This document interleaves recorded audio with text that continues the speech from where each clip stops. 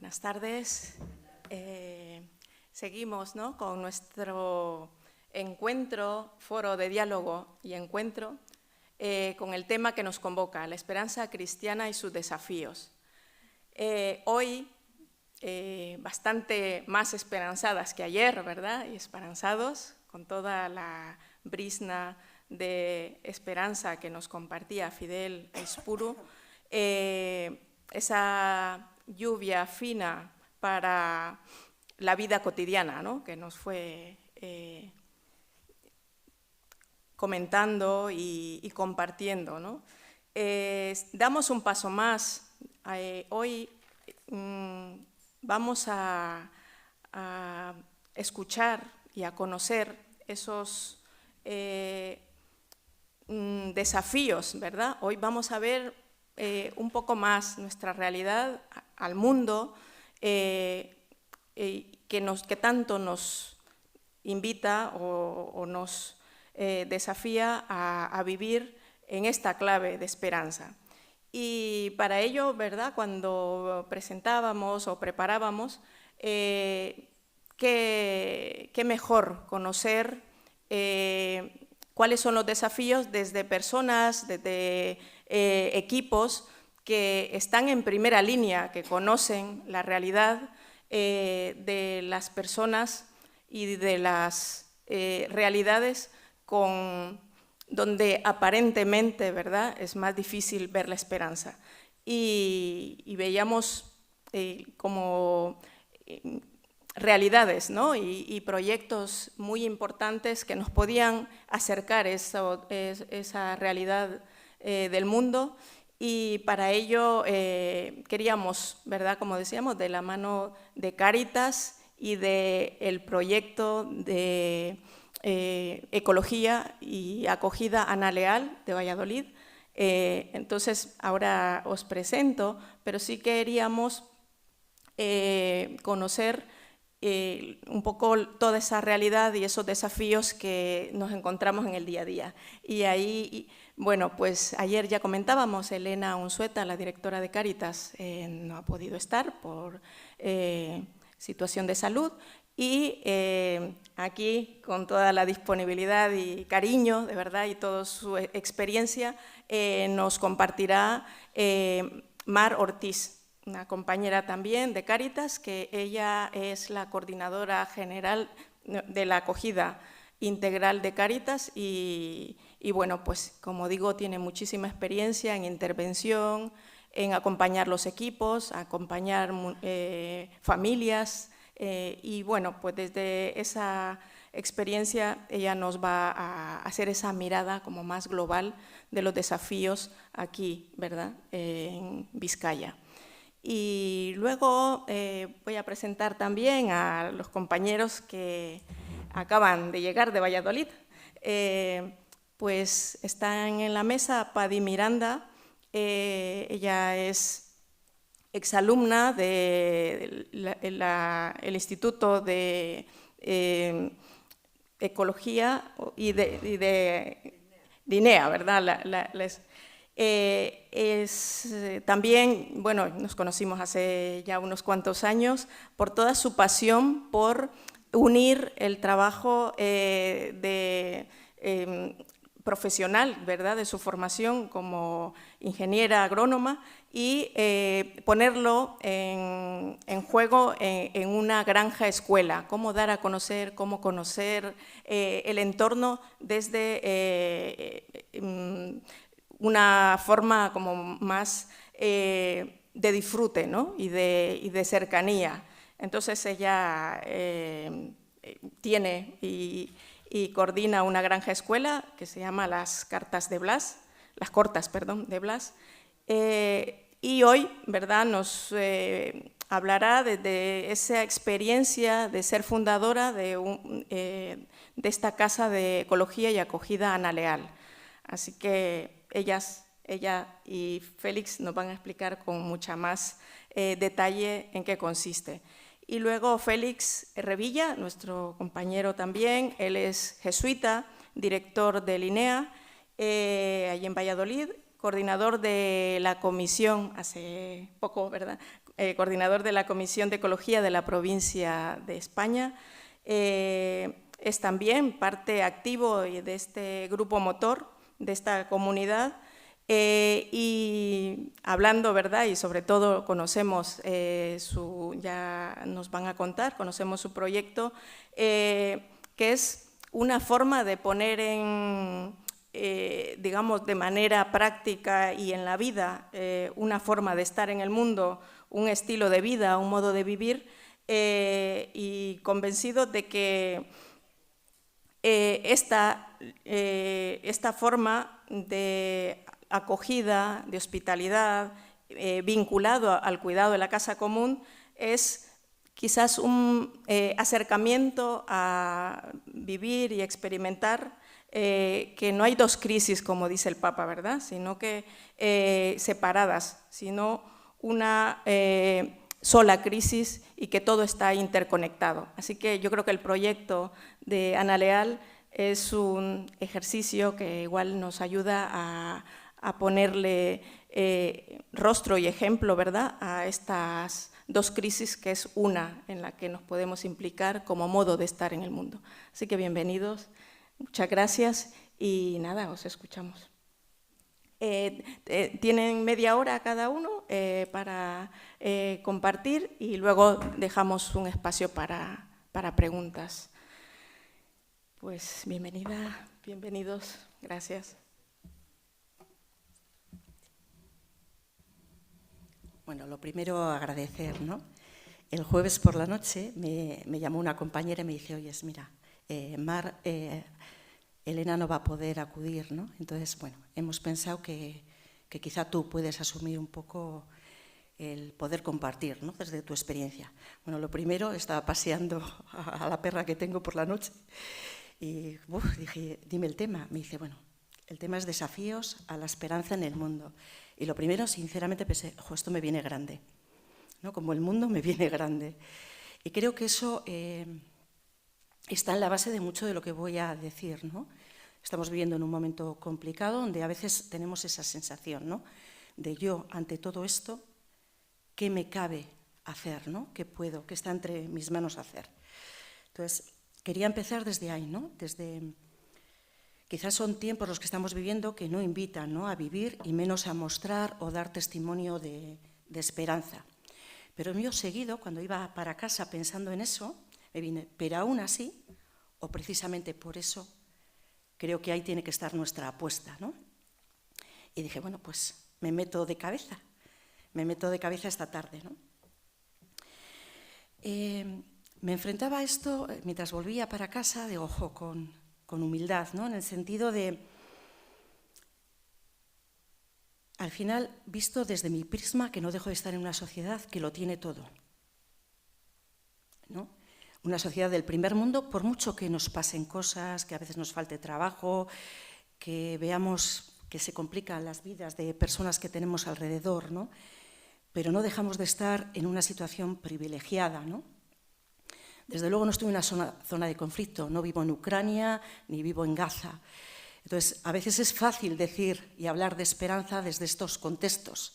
Yo no sé si diría lo mismo o me saldría lo mismo viviendo en otros contextos donde mi vida o la vida de mis seres queridos no solo están en peligro, sino han fallecido, ¿no? Y desde ahí yo decía, pues es verdad que hay que asumir desde ahí. Es fácil hablar y no sé si en otros contextos mi actuar revelaría que creo y apuesto por la esperanza, ¿no? Por lo tanto, pues desde ahí afrontaba, ¿no? Las propuestas que yo voy a hacer son propuestas que me sitúo en mi vida cotidiana, en lo pequeño, en lo que tengo entre manos, que es, desde luego, participar en mi comunidad parroquial con todo lo que supone de dificultad hoy en día y en participar también en mi compromiso, que no deja de ser un compromiso de vida, tanto lo comunitario como mi estar presente en Cáritas en contextos pues también de dificultad de muchas personas que atendemos diariamente, ¿no? Pero con esa humildad, desde ahí me sitúo y desde lo que creo que sí que está en mis manos, ¿no? Me ayudaba mucho dos cositas, ¿no? Por una parte, pensar es algo que me ha acompañado siempre en esa expresión del Evangelio de Juan 19 que habla de tengo sed, ¿no? Nadie encuentra lo que no busca. Y desde ahí, pues, encontré un librito que es de José Carlos Bermejo, que hablaba que en estos tiempos hay que cultivar la sed, ¿no? Quizá en el tercer mundo lo que tenemos que hacer, o parte de nuestro trabajo en el primer mundo, es cultivar la sed. Ese es el gran desafío, ¿no? No apagarla, buscar la fuente y llevar la fuente a otros. Decía que había una necesidad de hacer emerger esa expresión que hoy experimenta la humanidad. Y yo ponía sed de agua, cada uno donde encuentre el sentido, ¿no? Sed de nosotros y de nosotras mismas para no perdernos en estos contextos de dificultad. Sed entre nosotros para generar comunidad, sed de paz y sed de justicia, ¿no? Y desde ahí voy a desarrollar, bueno, pues, mis propuestas y lo que yo he pensado, ¿no? Hay un libro que estoy leyendo de Bob que también nos presenta la esperanza. Dice que representa un sueño que busca su realización, ¿no?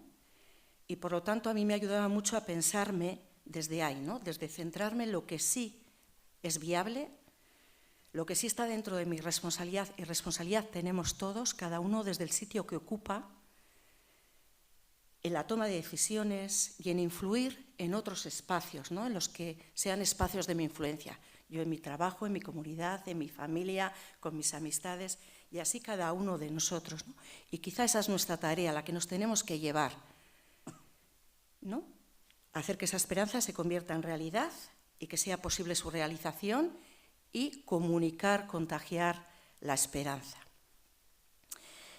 Y justo en esto, que el sábado, cuando me marchaba a Berriz, encontré en la prensa una noticia de opinión, bueno, un artículo de opinión de Elena Martínez de Madina, que yo creo que está en Euskaltzaindia, y se titulaba así, ¿no? ¿Kit de supervivencia a qué? Con todo lo que el kit de supervivencia nos está trayendo a la mente, ¿no? Y os voy a leer una parte que me parecía muy interesante, que dice: ¿qué herramientas requerimos cada día para sobrevivir ante lo que vemos, oímos, que no es más que el reflejo de lo que sucede diariamente aquí y en el exterior? Es un estado de emergencia extremo y no sabemos, por lo menos muchos, cómo afrontarlo, ni qué necesitamos para no caer en el desánimo, la demencia, la desafección política y, en definitiva, a mí esto me parece muy importante, la desafección por el otro. Hay que ir para afrontar esto. Y un poco más adelante dice, ¿no? Necesitamos urgentemente una bolsa equipada con herramientas que nos ayuden a seguir confiando mutuamente, que nos sean útiles para poder revertir la destrucción del otro, la falta de derechos, según seas hombre, mujer, blanco, negro o en una gran parte de los casos según tu cuenta corriente. Bueno, pues esas cosas que a veces te caen y que dices, pues es que tiene que ver con esto, ¿no? Bueno, desde ahí 5 cositas sencillitas que yo, no sé si os voy a decir, intento aplicar. Sería muy, bueno, que últimamente me recuerdo mucho y que estoy trabajándomelo al menos, ¿vale? Y que creo que sí están a nuestro alcance. Una he puesto, hablamos del silencio. La segunda he puesto, descubrir la raíz de nuestra ira, de nuestra frustración, de nuestros miedos, afrontarla y transformarla en compasión.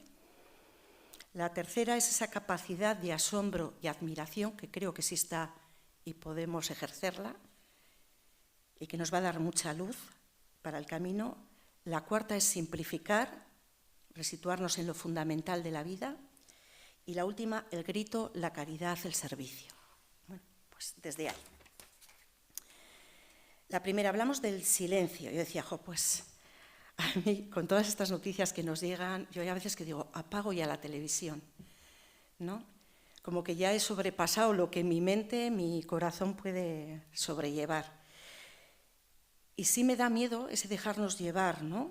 Y cómo acallar ese miedo que a veces me surge pues ante ese catastrofismo de las noticias, ¿no? De que nos conducen a veces, ¿no? Oímos que nos vamos conducidos al desastre, ¿no? Y me venía una imagen de Mafalda, que siempre la he tenido como en mis viñetas favoritas, ¿no? Una que está con el mundo y dicen, paren el mundo que me bajo. ¿Os acordáis de esa viñeta? Vale, ¿no? Yo decía, ¿qué expresa Mafalda con esa bola del mundo y con esa expresión, ¿no? Por una parte, esa toma de conciencia que no es una ilusión, no es una esperanza bobalicona basada en la falta de verdad, en la falta de pisar tierra y pisar realidad. Al contrario, esa conciencia que sabe de lo que habla, que sabe lo que pisa, el terreno que pisa, la gente a la que mira, ¿no? Pero por otra parte, esa expresión también expresa esa necesidad a veces de huir, ¿no? De desconexión, de dejarnos inundar por el fatalismo y, lo más peligroso, contagiar ese fatalismo a otros, ¿no? Bueno, Joaquín García Roca, yo me he intentado apoyar en bastantes autores que yo creo que hablan y recogen mucho mejor que yo algunas cosas, ¿no? Y que me podían ayudar a explicar mucho de lo que os voy a decir. Habla de que las pobrezas de siempre y las nuevas son el resultado de una triple quiebra, ¿no? La ruptura del sujeto con sus dinamismos vitales, que deja de esperar, de amar, de confiar, de estimar y de estimarse. La ruptura de los mundos relacionales que rompen redes, que rompen seguridad y la quiebra de una organización social que expulsa, eso nos hablaba mucho y nos habla mucho el Papa Francisco, ¿no? A muchos hijos e hijas. Y yo, situándome desde ese mundo, desde esa conciencia de este mundo y que este mundo funciona así, creo que así explicado puedo hacer cosas, ¿no? Haciendo lo contrario, quizá podamos revertir algunas de las cosas de este mundo roto o herido, ¿no? Por coger un poco la carta pastoral de los obispos, la recién carta de los obispos, el contraste paciente, que nos ayudan a repensarnos como iglesia en el mundo, había en el artículo 89 nos dice, Dios ama al mundo tal y como es. Ese mundo, con guerras, con destrucción, con egoísmo, ¿no? Y lo ama profundamente. Si en la creación Dios se regocija, se alegra de lo creado, ¿no? De todo lo bueno que nace, en la encarnación, su amor, su Hijo, abraza también la realidad del mal. Y dice que ese amor, en la figura de Jesús, nos tiene que interpelar, ¿no? Amar tanto a la Iglesia con todas sus debilidades y contradicciones y también a un mundo con todo el mal, con todas las contradicciones y con todo lo que provoca, ¿no? Bueno, pues ante eso yo veía que quizá yo necesito al menos, ¿no? Hacer silencio. Cada vez más sustituirlo por un silencio interior, profundo, en mi caso por encontrar a Dios en esa profundidad, ¿no?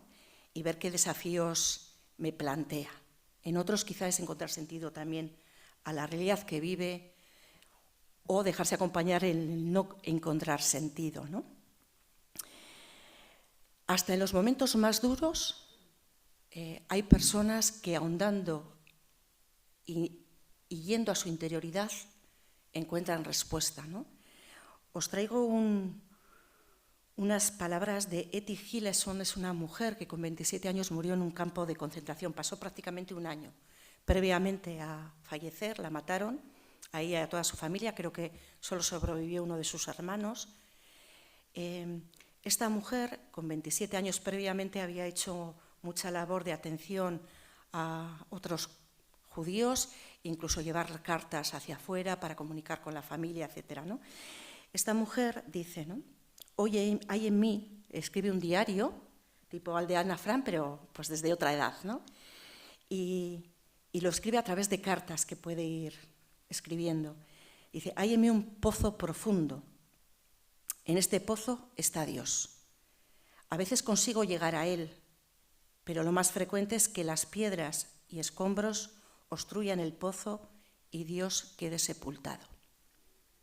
Entonces es necesario volver a sacarlo a la luz.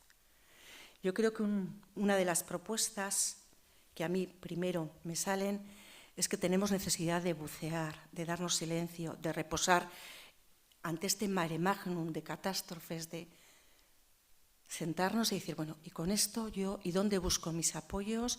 Y desde ahí, ¿qué me ayuda a lanzarme de otra manera, ¿no? Y no en la huida.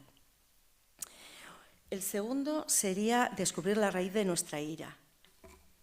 Bueno, pues yo diría la propuesta sería trabajar por una cultura de la no violencia, porque violentos podemos ser todos y todas, ¿no?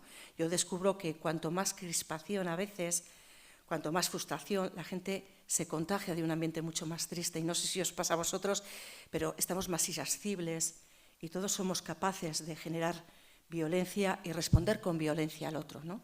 Y os voy a contar un pequeño cuento, una pequeña historia, que lo refleja bien, ¿no? Dice que un domingo por la mañana Stephen se encontraba en un vagón de metro casi vacío. Todo estaba tranquilo hasta que llegó un padre con sus 4 hijos. Armaron un jaleo espantoso, unos se subían a la silla, otros gritaban y su padre no les decía nada. Exasperado y nervioso, Stephen se iba carcomiendo por dentro, ¿no? Interiormente se iba diciendo, es increíble este hombre, menuda jeta tiene, qué poca vergüenza, debería decir a sus hijos que se comporten. Poco después, cuando iba a dirigirse al padre, este se le adelanta y le dice, ya puedes perdonar, soy consciente de que mis hijos molestan y le ruego que me disculpe. No he sabido ni he podido decirles que se comporten, es que me encuentro muy mal. Salimos ahora del hospital donde acaba de morir su madre, ¿no? Entonces, desde ahí, a mí me parece que a veces, ¿no? Y más en contextos donde todos estamos un poco más crispados, es muy fácil juzgar, es muy fácil desde fuera, ¿no? Que nos salgan reacciones sin conocer el proceso del otro, ¿no? Dónde está metido internamente, ¿no? Y que, bueno, pues como una propuesta sería cambiar eso por la compasión, ¿no? El hacerme cargo de la situación del otro y entender su reacción desde ahí, ¿no? Y también me apelaba que, pues, el poder que tiene la actitud de cada cual, ¿no? Con mi actitud puedo generar más enfrentamiento, más odio, o desde la compasión puedo generar otros dinamismos, ¿no? Otras situaciones. El tercero sería la capacidad de asombro y admiración, ¿no? Yo digo, a mí yo siempre me fijo mucho en otros que hacen mejor que yo, ¿no? Y a mí eso me da mucha luz. Siempre creo que en toda crisis hay resquicios donde las personas dan testimonio de vida, ¿no? Por sus opciones, por la forma de situarse ante un conflicto, ¿no? Y sobre todo por la forma en que irradian o se expanden, o sea, que viven fuera de sí mismos, ¿no? Nosotros ahora en Cáritas, bueno, recientemente o en poco tiempo hemos pasado por el cáncer de 3 personas, ¿no? Y yo las miro y digo, yo no sé si me situaría así en una situación de un cáncer, pero me sale la admiración profunda de que siguen comprometidas con las personas, siguiendo sus proyectos, sin faltar, ¿no? Y aunque falten, estando detrás de las cosas que tienen que cuidar. Y yo decía, eso es admirable, ¿no? Y como eso, cantidad de proyectos, como probablemente el que nos vayan a presentar ellos, pero también Cáritas veo que hay proyectos significativos, pequeños, sencillos, que a veces son luz y que nos hacen ver que es viable, que es posible otra cosa, otra manera de estar, de vivir y de estar presente en las situaciones y con las personas. Digo, qué poco, también pensaba, ¿no? Que pronto se nos ha olvidado todo lo que hemos aprendido en pandemia. Parecía que eso, decía, todo lo que ha salido de solidaridad, y volvemos a la misma sociedad de egoísmo y tal, ¿no? Decía, bueno, pues igual hay que rescatar esos aprendizajes. Y esas son las luces, ¿no? Que quiebran las grietas, los resquicios, ¿no? Por donde se va colando la vida. También pensaba, oí una vez un compañero que me decía, ¿no? Más ruido hace un árbol que cae que cientos que crece. Y es verdad, ¿no? El impacto que tienen las noticias malas y qué poco impacto y qué poco espacio dejamos para todo lo bueno que ocurre en el mundo, para todo el amor, toda la posibilidad, todas las capacidades que observamos en los otros. Bueno, pues me venía todo el rato eso, la capacidad de admirar al otro y la capacidad de asombrarnos por lo bueno de la vida. Y me quedan solo dos y acabo ahí, ¿vale? El simplificar. Bueno, pues yo creo que vivimos una vida que para muchos pues no tiene límites, ¿no? Todo lo que queramos ahí lo tenemos, ¿no? Nuestros deseos parece que son irrefrenables e ilimitados, ¿no? Y a mí eso me cuestiona y cada vez me cuestiona más. Hace unos años no lo pensaba, pero quizá ahora me resitúa, ¿no? Hay un programa que suelo ver, que me gusta mucho en la televisión, que es lo de, habla de pequeñas, es que no me acuerdo si es casas asombrosas o algo así, o que hablan de pequeñas casitas donde la gente se va pues, a un pueblo, a un jardín que tiene donde ha puesto una casita pequeña, pues con lo justo para vivir. Y dice, claro, como es un espacio muy pequeño no podemos llevar más. Entonces tienes que hacer como un ejercicio de decir, en este espacio, ¿qué puedo meter que me es imprescindible? Y yo últimamente pienso mucho en eso, ¿no? Pienso mucho en, y termina siempre, cada capítulo le preguntan, ¿habitar para ti qué es? Y él dice, habitar para mí es... Y yo me pregunto mucho qué es habitar en esta tierra, qué es lo esencial, qué es lo fundamental, qué aprendizajes puedo llevar de ello, ¿no? Os leo, José Muñoz Rendón, en El arte de la asistencia, os leo la parte final, ¿no? por ajustarme un poco más al tiempo, habla de un planteamiento, la simplicidad, que choca frontalmente con lo que Merkel denomina las 3 vacas sagradas del capitalismo, que son creced y multiplicaos, más es mejor y la tecnología resolverá todos nuestros problemas. Digo, si le ponemos ética, si le ponemos amor, ¿no? Entonces, él habla de que hay que reflexionar sobre la simplicidad, desde la austeridad, la precariedad existencial de nuestra existencia, estamos y nos vamos a ir. Nadie vive infinito, ¿no? Pues desde esa precariedad de la existencia, desde esa vulnerabilidad, ¿no?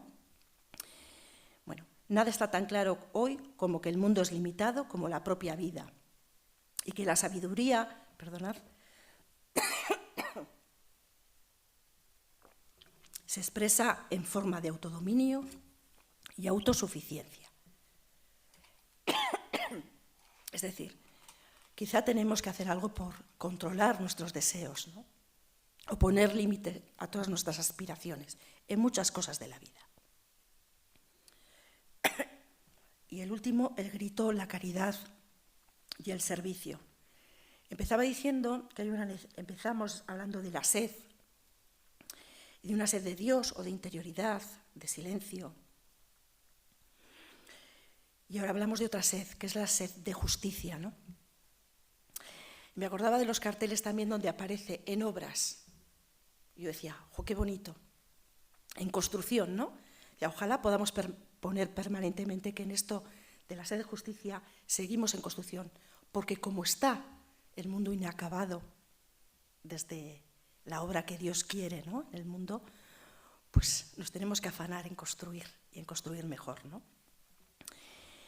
Y ponía que sembrar la esperanza tiene que ver con crear las condiciones para el futuro, para los que vienen detrás, no solo para nosotros y nosotras, que hay que afrontar desafíos, que hay que defender los derechos humanos, que hay que movilizarse con otros y por otros. Ana Abril hace poco nos daba unas charlas y hablaba todo el rato de incidencia política y de la importancia de esa, ¿no? Y bueno, cómo asumir iniciativas puestas al servicio de las personas que más sufren de la vida y del Evangelio. Bueno, acabo con una frase de José Mújica.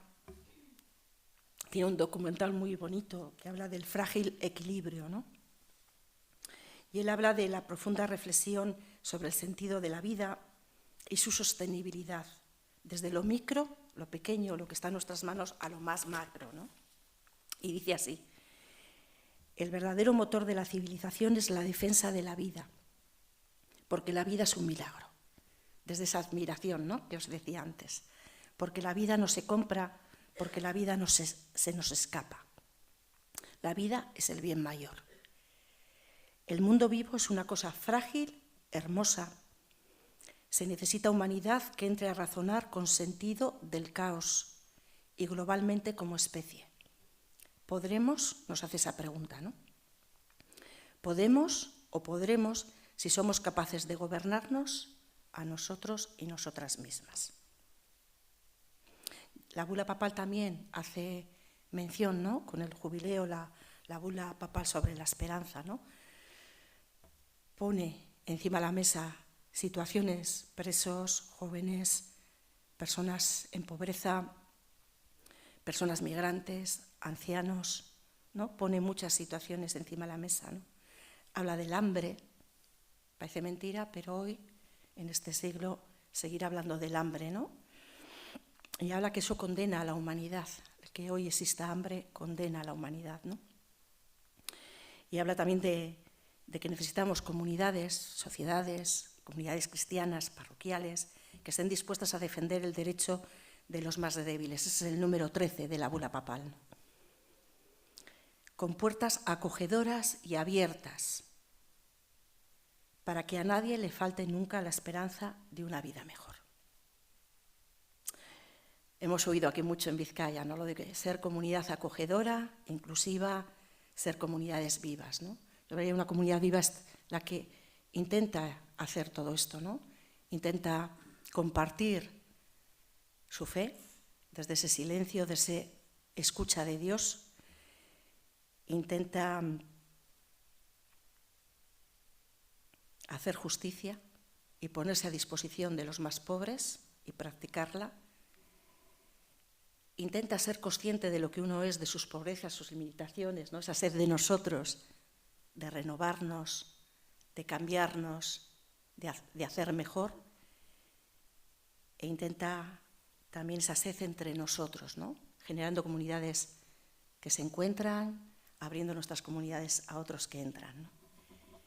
Y ahora sí, para finalizar, lo último, de Cora Coralina, es una mujer que no sabía leer, ¿no? Es una mujer que sin saber leer, en 1889, que nació, se convirtió en una de las grandes poetas de la literatura portuguesa. Ella era de Brasil, pero emigró a Portugal y le consideran una de las voces más escuchadas de la literatura portuguesa, ¿no? Ella hablaba de que, y os leo, procuro sembrar optimismo y plantar semillas de paz y justicia. Digo lo que pienso con esperanza. Pienso en lo que hago con fe. Hago lo que debo hacer con amor. Me esfuerzo para ser cada día mejor, pues la bondad también se aprende.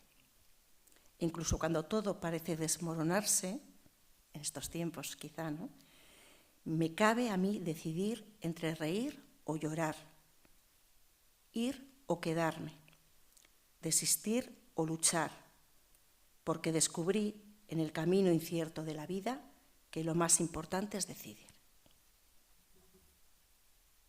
Desde ahí, no sé si he aterrizado mucho, pero bueno, creo que todo esto tiene una dinámica, ¿no?, de lo cotidiano, un dinamismo que se puede abajar y cada uno se lo puede llevar a su terreno, a su día a día, ¿no?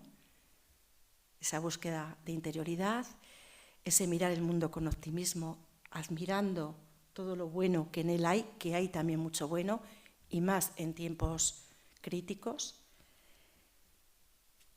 Ese esparcir la justicia y creer que tenemos que estar ahí donde los otros sufren y apostar y denunciar. Y ese vivir una vida más sencilla, porque todo es limitado y si seguimos así, bueno, pues el mundo irá empeorando, ¿no? Un poco desde ahí.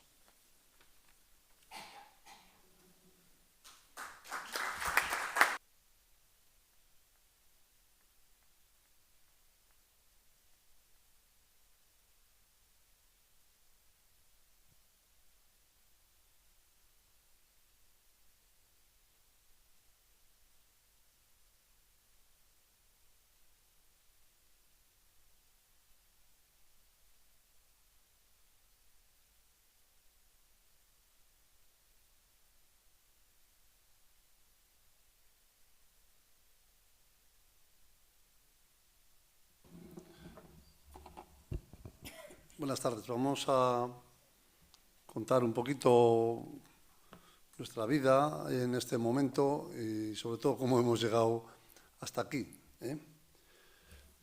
Y lo hemos titulado Laudato Si en INEA, Ecología Integral. Ahí hay unos cuantos logos.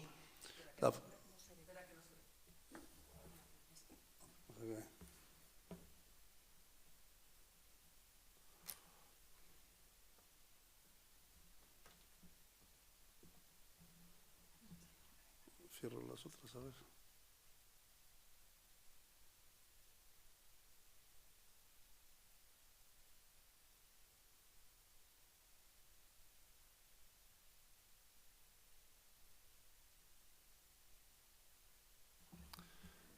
Bueno, pues ahí hay unos cuantos logos de INEA, la Fundación INEA, Unidad de Ecología Integral, Ana Leal, etc. Bueno, hemos distribuido un poquito lo que vamos a comentar atendiendo a los cuatro... atendiendo a lo que el Papa llama los cuatro principios de actuación. En la Evangelii Gaudium, el Papa dice que hay cuatro principios de actuación. Y el primero dice, el tiempo es superior al espacio. Y nosotros los humanos a veces tendemos a ocupar espacios, que creamos proyectos, y lo que hay que hacer es empezar procesos. Y los procesos son los que van avanzando, y si son procesos buenos, pues irán creciendo e irán pidiendo otras cosas, ¿no? Entonces nosotros hace unos 20 años empezamos esto sí que era un proyecto de huertos para personas mayores en la ciudad de Valladolid. Y ahí, en esa foto borrosa que podéis ver más o menos ahí, pues hay 430 huertos para personas mayores, es decir, 430 familias que tienen un huertecito en el espacio de nuestra escuela de agricultura, porque la finca era bastante grande y no tenía una utilidad mayor que cultivar cosas para dar de comer a los animales. Entonces empezamos con esta iniciativa que nos cambió por completo, porque poner a 430 familias a cultivar un huerto ecológico donde no utilizan productos químicos, donde se encuentran todas las mañanas, donde intercambian semillas, donde intercambian conversaciones, donde almuerzan, donde hablan contigo, pues te va cuestionando también todo lo que tú estás haciendo en el resto de las actividades de la escuela, con tus alumnos, con la finca, con las investigaciones. Y los huertos pues se convirtió en el foco que provocó en nosotros el cambio. Entonces fue un proceso, el comienzo de esta actividad, que nos ha ido cambiando a lo largo de los años, y de eso es de lo que vamos a hablar. Empezamos con los huertos sin saber muy bien dónde nos metíamos, porque meter a 430 familias en una finca pues te revoluciona todo. Donde mires hay un jubilado o una jubilada. Levantas la tapa de un cubo de basura, hay un jubilado. Estaba buscando no sé qué, entonces ya pues la casa quedó totalmente invadida. Bueno, pues los huertos nos dijeron, hombre, no podéis decir a esta gente que hagan huertos ecológicos y vosotros en la finca hacéis lo que queréis. Echáis todo tipo de productos que además se los lleva el viento y vienen donde esta pobre gente. Bueno, pues entonces dijimos, bueno, pues la finca también la tenemos que transformar en agricultura ecológica, y entonces vamos a ir cambiando también la finca, ¿no? Y de la finca vamos a cambiar también el trabajo que hacemos con nuestros alumnos. Vamos a enseñarles que se puede aprender otro tipo de agricultura que sea menos agresiva con el medio ambiente, menos contaminante, más respetuosa, etcétera, ¿no? Y eso, pues al final fue cambiando nuestra mentalidad, ¿no? Ese cambio de mentalidad, que en cristiano lo podemos ir llamando ese principio de conversión. Vamos convirtiéndonos, vamos a intentar decirnos a nosotros mismos que Dios o nuestros superiores nos han puesto aquí, pero no nos han dicho cómo tenemos que hacer las cosas. Nos han dicho que aquí nosotros expresemos nuestra vocación, nuestra llamada, y entonces podemos empezar a transformar también lo ordinario, ¿no? Esto se puede hacer así, pero se puede hacer de otra manera. Y cuando empiezas a pensar así, pues resulta que todo se puede hacer de otra manera, desde que te levantas hasta que te acuestas. Y entonces, pues vamos cambiando un poco, de manera que nuestra vida y todo lo que hacemos intente responder a lo que San Ignacio presenta en el principio y fundamento.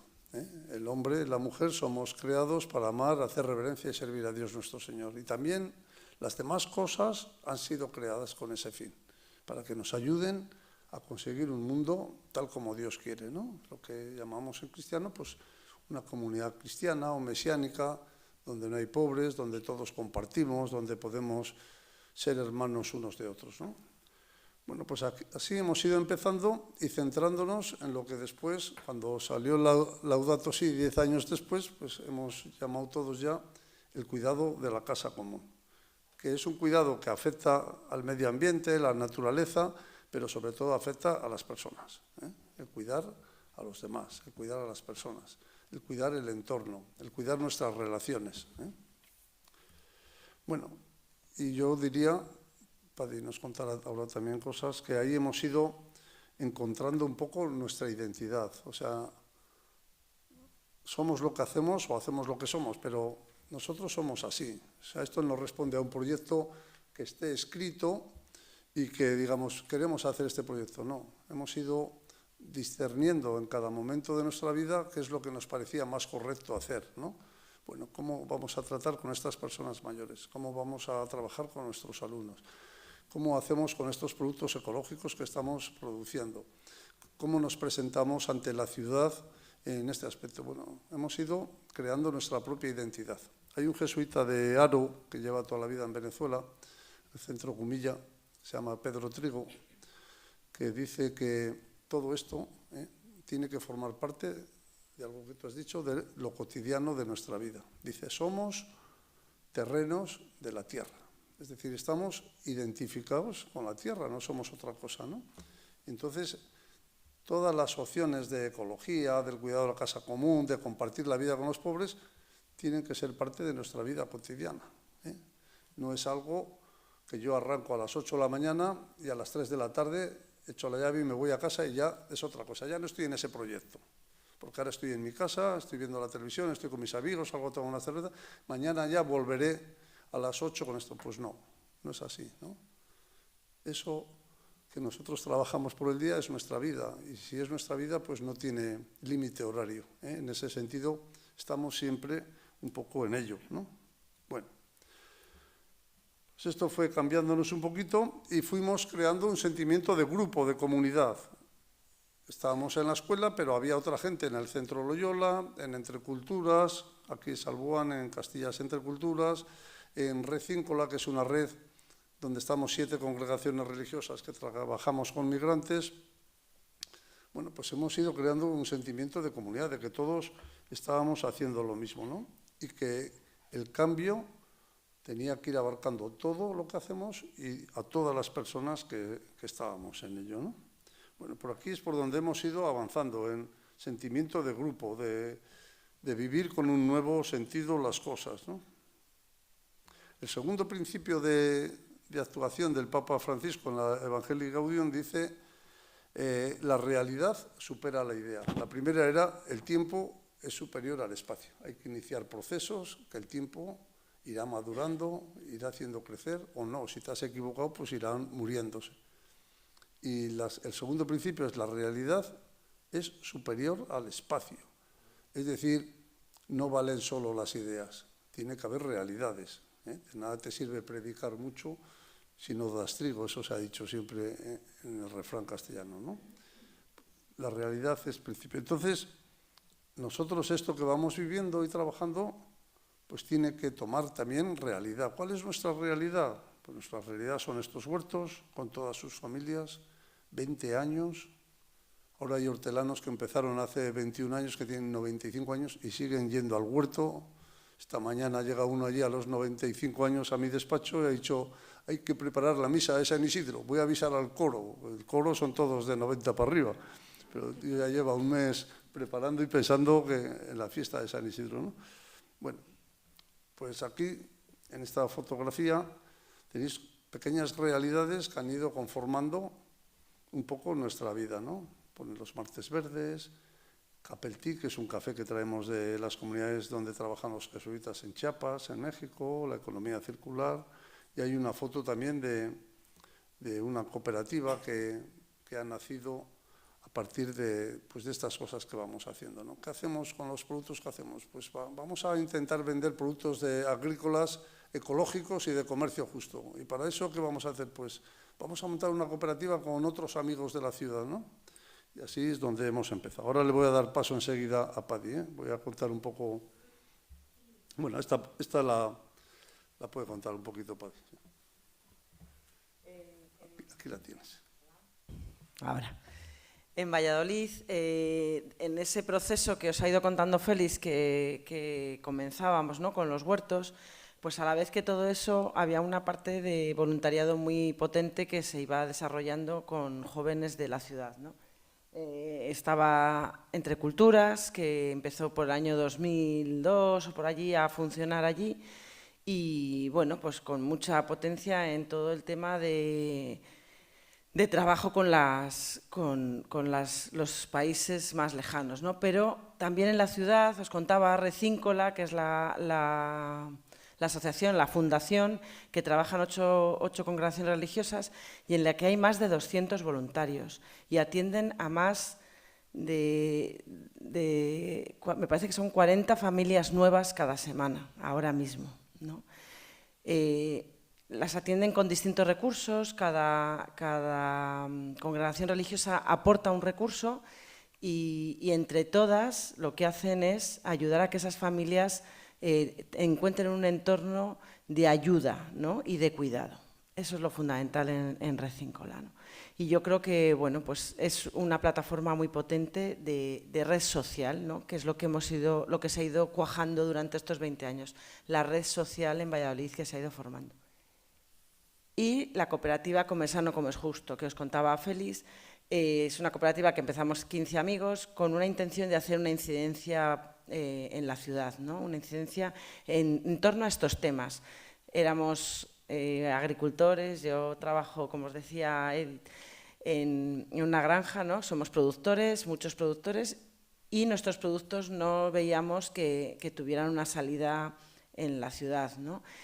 Y tampoco los productos que venían de otros países, de Latinoamérica, el café, el chocolate, ¿no? Y entonces, bueno, pues en el año 2009 decidimos entre todos hacer un proyecto de incidencia que nos ha ido llevando a transformar también nuestras vidas, ¿no? Y creamos una cooperativa, que es una tienda abierta al público, que se apoya en 3 patas, que una es la sensibilización en temas de comercio justo y de productos ecológicos. Otra pata es que una parte de los trabajadores, de las trabajadoras, tienen alguna necesidad. Han pasado bastantes mujeres, ¿no?, en general han sido mujeres, migrantes, con discapacidad, bueno, con distintas necesidades, pero apoyamos, ¿no? Una parte trabajan 5 personas, pues una parte, casi la mitad, tienen alguna dificultad, ¿no? Y luego una tercera parte es que no hay beneficios en la cooperativa. Los beneficios son para apoyar proyectos solidarios, ¿vale? Entonces, bueno, esa cooperativa empezó, éramos 15 amigos, ahora somos 130, se conoce en la ciudad y sobre todo es un lugar de encuentro, un lugar de compartir, un lugar de ponernos, ¿no?, a trabajar porque de verdad las cosas cambien, ¿no? Bueno, pues con estas tres acciones, con las que antes mostraba en la foto anterior, que se han ido haciendo, pues ha sido lo que nos fue cambiando un poco en nuestro día a día. Pasar un poco las publicaciones esas. Bueno, una cosa que nos ha preocupado desde el principio sería esta que ponemos aquí, ¿no? La necesidad de hacer un poco de discernimiento sobre estas cosas que nos iba llevando la vida, ¿no? Responder a esta pregunta, ¿esto en lo que estamos embarcados es algo que Dios quiere de nosotros? ¿Tiene que ver con nuestra fe?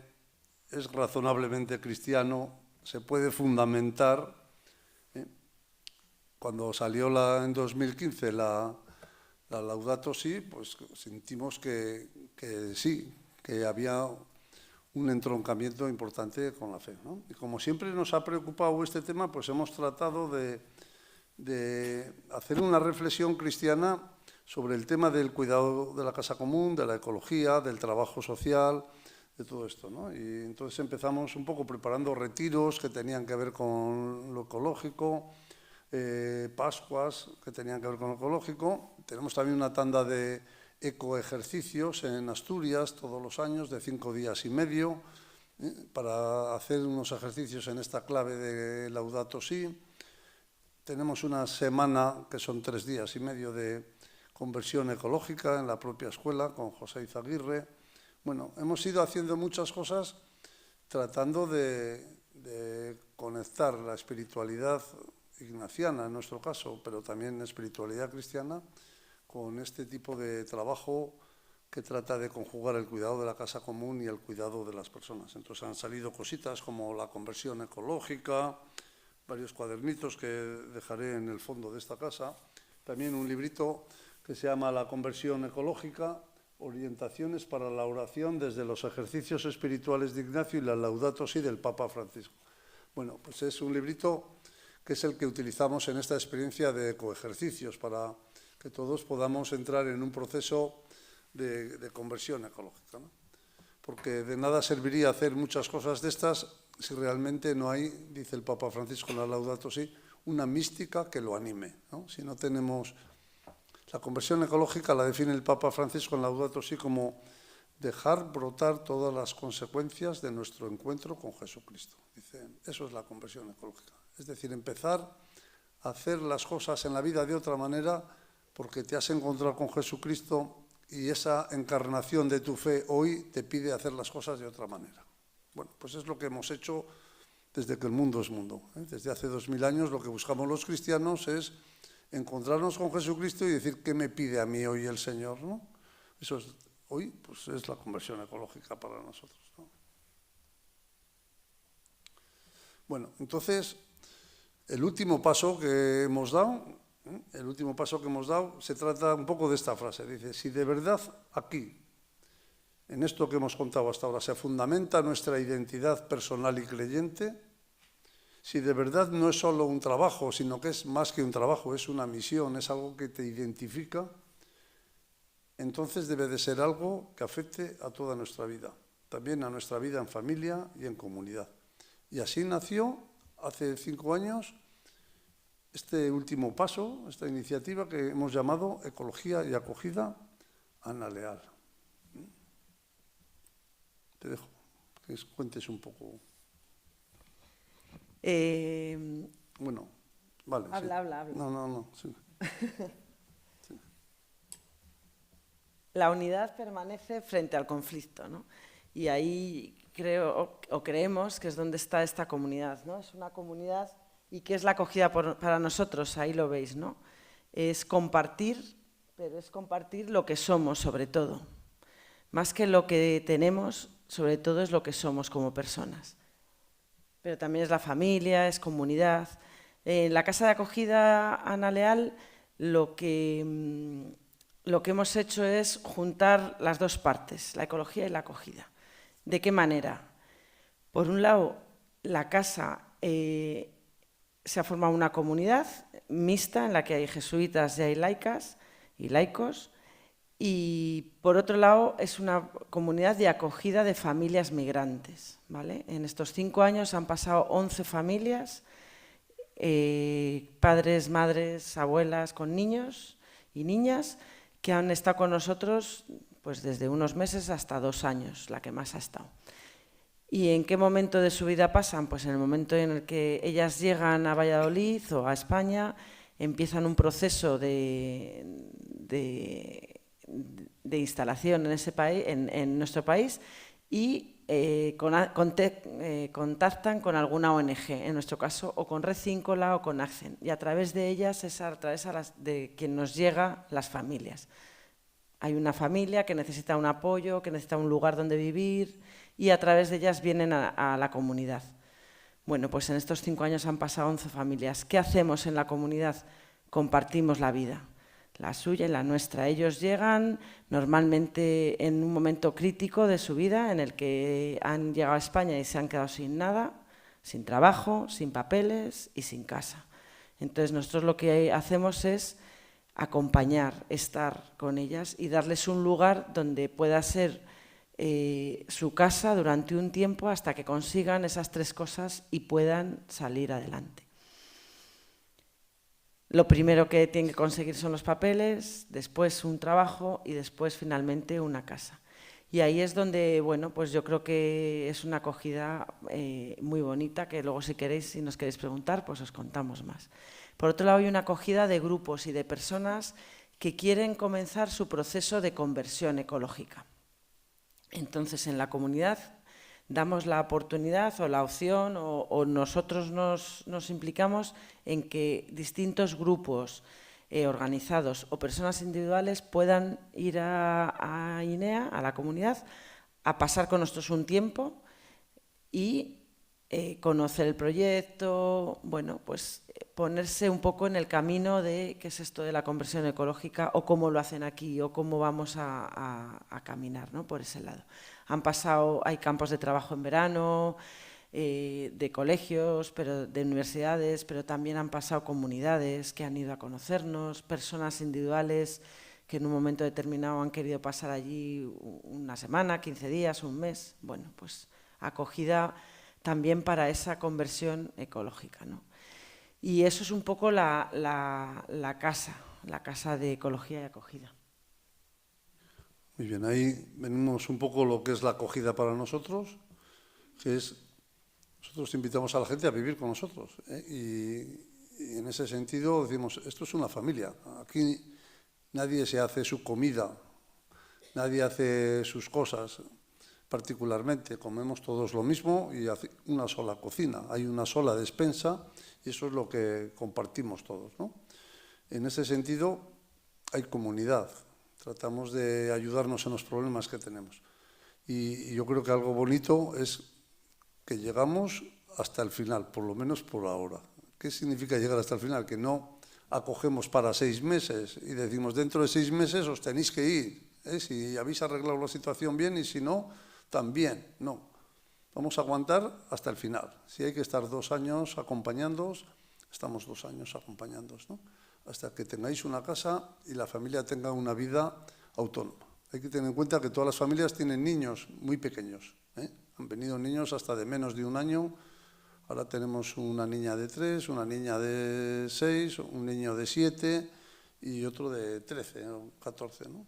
Entonces los niños están en una situación débil, ¿no? Y el colegio, las dificultades de aprendizaje, los traumas que traen de dónde vienen, etcétera, ¿no? Bueno, pues yo creo que eso es un elemento un poco distintivo. Vamos a ver ahora algunas fotos que puede comentar Paddy, son fotos de la casa, ¿no? Pues el grupo este de arriba a la izquierda es el grupo primero, ahí estamos 3 jesuitas, luego nos han ido destinando más jesuitas para fortalecernos, familia colombiana, celebraciones de la Eucaristía en la época del COVID. La verdad es que no hemos tenido ni una familia católica, ¿eh? Todos han sido o evangelistas, o mormones, o musulmanes. No hemos tenido casi la suerte de poder compartir la casa con otra familia católica, ¿no? Si yo dijera algo de la acogida de las familias, es que el compartir con familias y con niños te abre un mundo de profundidad, de comunidad, totalmente, para mí, totalmente desconocida, ¿no?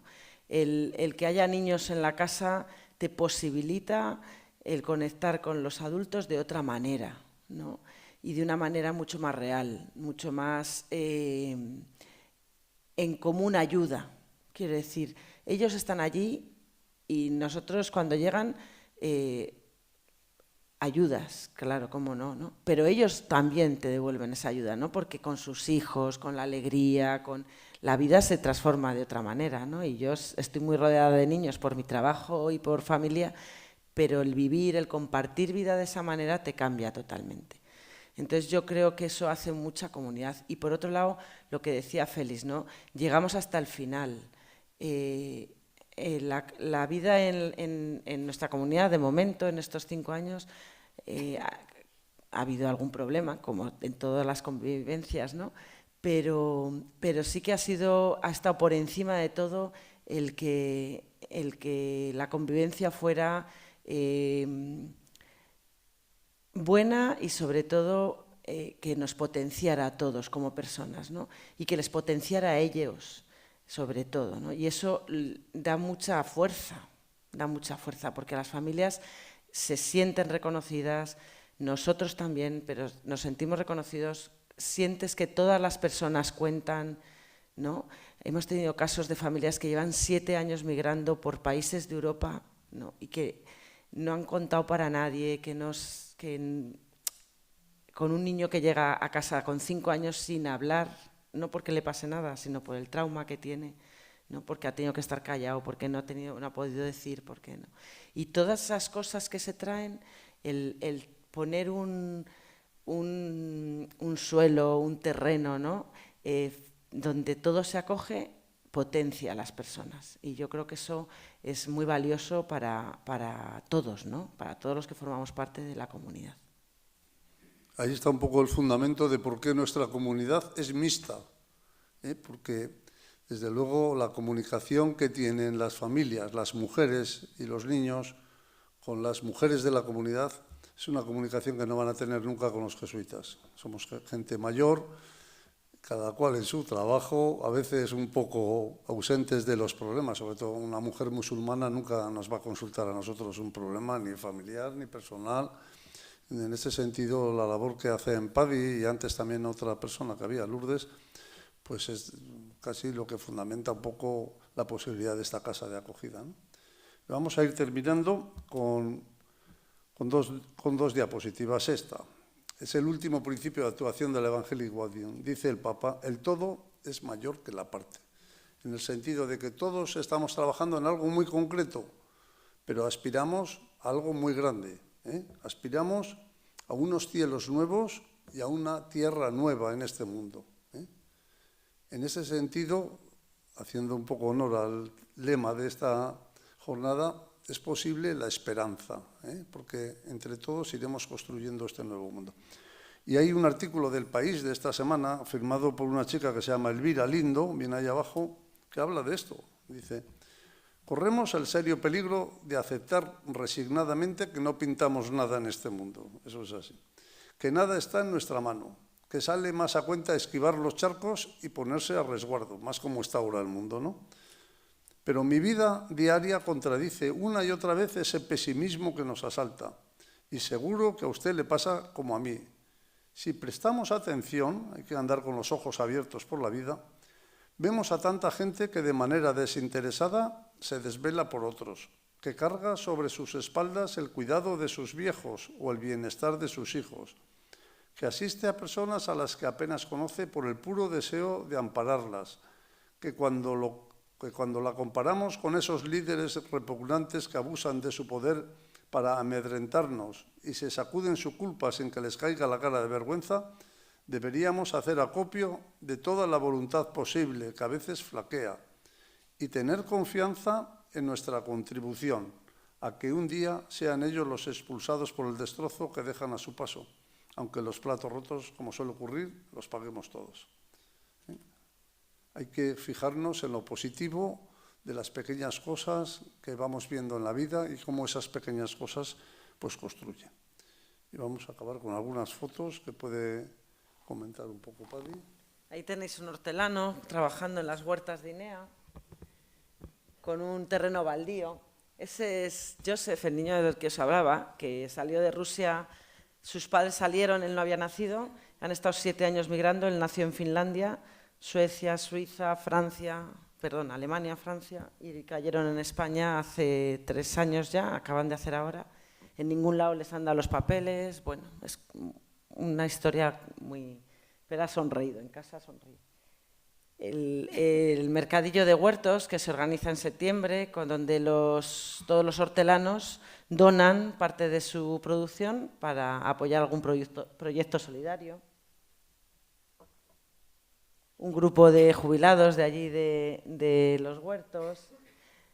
Decía Félix que hace falta mujeres, es verdad, pero ese que veis allí es Alfonso Baigorri, un jesuita mayor, y yo también creo que los niños transforman, ¿no? Transforman también a la gente que abre el corazón, ¿no? Y se pone a tiro.